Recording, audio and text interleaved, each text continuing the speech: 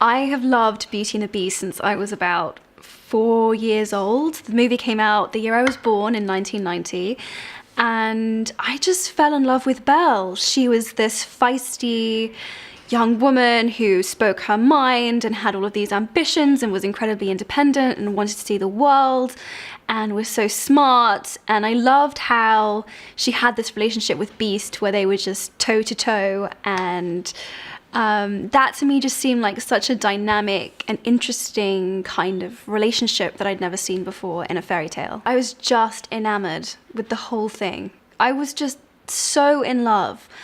It was so funny and so romantic, but in a way that, I don't know, for me it didn't feel contrived in the same way that I think perhaps other fairy tales have, in the sense that Beast and Belle really dislike each other at the beginning, and they really don't get on, and then they form this friendship, and then they fall in love, and that there was just something so beautiful about that to me, and I've just loved it ever since. As a child you love Disney, but as an adult you still love Disney because it sort of connects you with that childlike feeling that everything is going to be okay and there's hope in the world, and it just sort of, for me, it just gives me this sense of like, everything's fine. Everything's fine. So to get to be in, playing Belle and to get to actually live in the world is, it's just amazing. I was very excited. It's a huge challenge turning a 2D cartoon into a sort of 3D human story, I guess. And it's also a great story. It's a great character. It's one of the great characters from fairy tales, really. And I was very excited. My wife was very excited. My kids were very excited. So yeah, the music for it is sensational. And one of the great things about the animated film was the blend of romance and sort of classic fairy tale telling, as well as a bit of humour and fun. And that's something I think we've really tried to retain in this, is the sort of the romantic side, but also a bit of the silliness. I hope that we will do justice to the love that people have for the animated film, but that people felt that we've that we've taken it on, moved it on a bit, brought something fresh to it, brought a few new songs to it.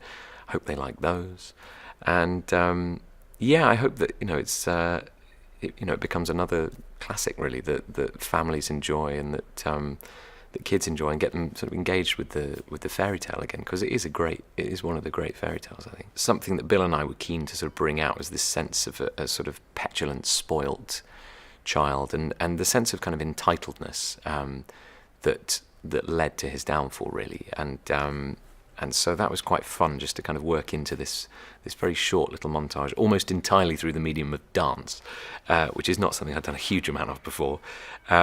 But that was really, really interesting to kind of introduce that element, and then see that, threaded through the Beast's story, and to see him cursed not just for having refused a rose, but actually for all his other traits that he could be damned for. Bill seems to be having the time of his life. He's the man who is perfect for the job. He's passionate about telling the story and about honouring the work that had already been accomplished in 1991 by the amazing team that created the original Beauty and the Beast, but also bringing Bill's element and Bill's been allowed to answer a lot of questions that weren't answered in the original animation that we can now do because we have a full film and a live action feature to do that. So coming on set and working with Bill every day has been a total joy, and I wish this was a year-long job and not a 3-month one. I don't think it's going to sink in completely until I actually see myself on the big screen singing those songs on the horse with my sidekick, LeFou. It's one of the most recognizable villains in Disney history.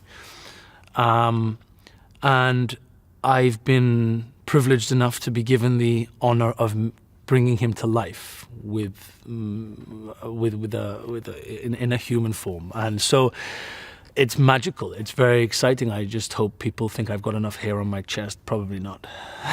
I have not done much comedy in my career, not from the want of trying, and this was my chance to do it. And I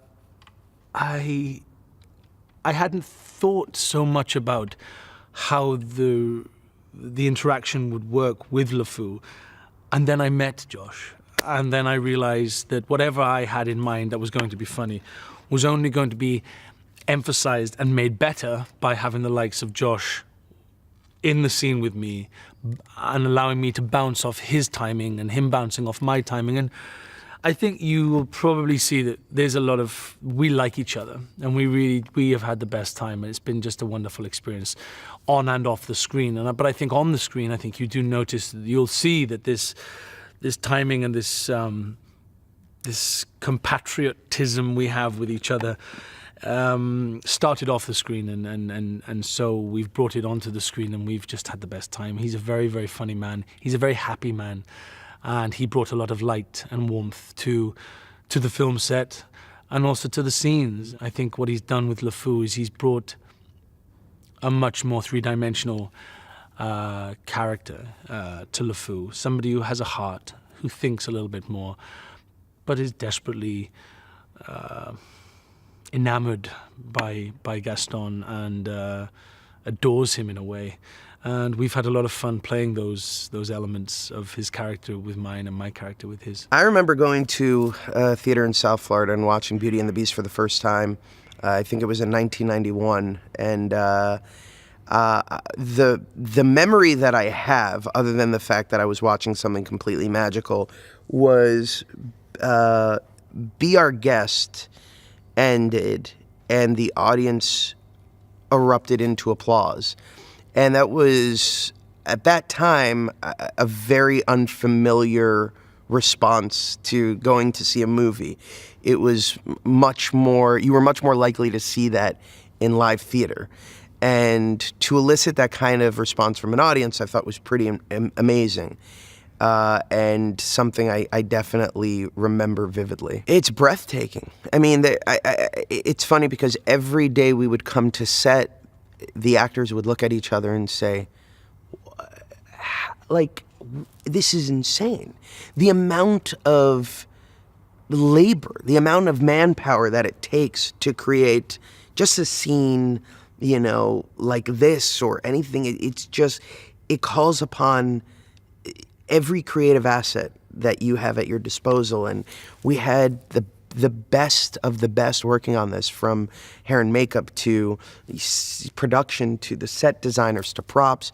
Everybody brought their A game, and nobody left an ounce of it behind. I mean, it's all on the screen, and people slaved away to make sure that everything in the frame was beautiful and unlike anything you've ever seen before. To be a part of a movie that is so iconic for me and my own children now is also, it's a dream come true.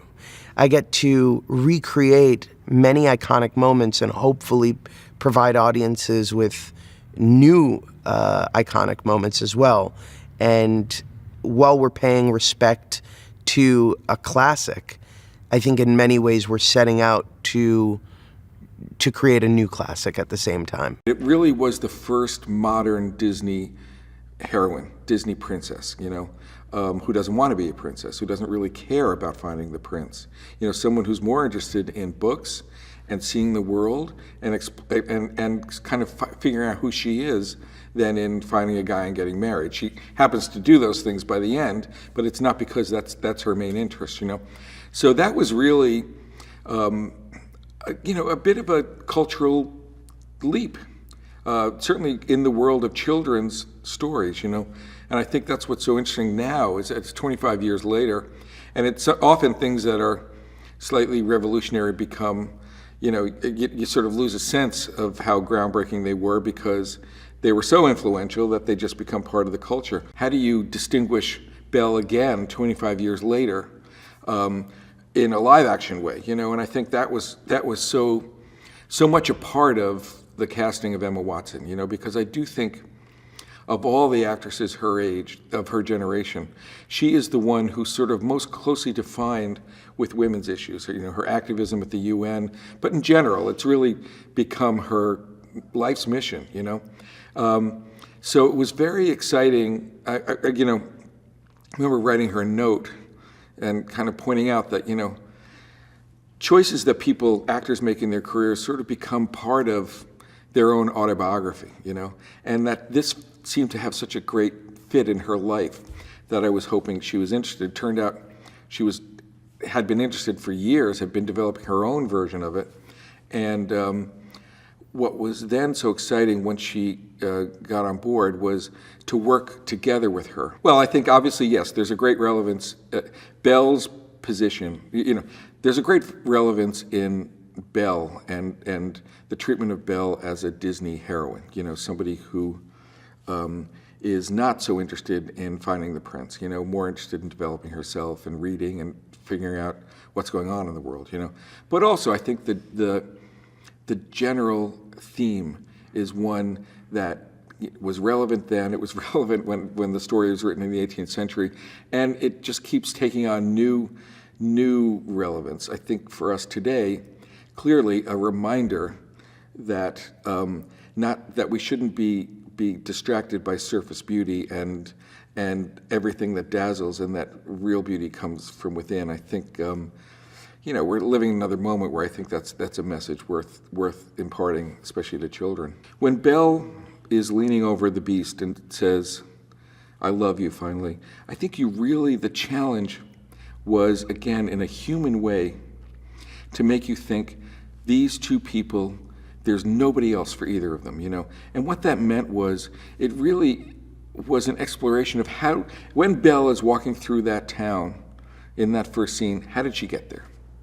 And I'm not saying we added stuff before that, but as the movie progresses, you understand what it is that led her and her father there, and also what it is that makes her feel like such an outsider. And the same with the prince, not just, boy, he was nasty that one night, but what turned him into that man who deserved to be cursed, So those are the kinds of things that we fill in the film, and that's what excited me about doing it. Well, I think it was my love of the animated film. I saw it in 1991. I was already in my 20s, I know it means a lot to people who see it when they're a kid, but even at that age, I just thought it was the most beautiful and kind of perfect movie. Question becomes, why remake something that's perfect? That's a whole other thing. But I think it was my love of that film. I think it's dramatically, it's so powerful, and I think all of us feel like the beast at some point or another, So I think that's a way that I certainly connected to it, and the great kind of resolution of it, the fact that he finds kind of the way to his own humanity, I think is such a beautiful story.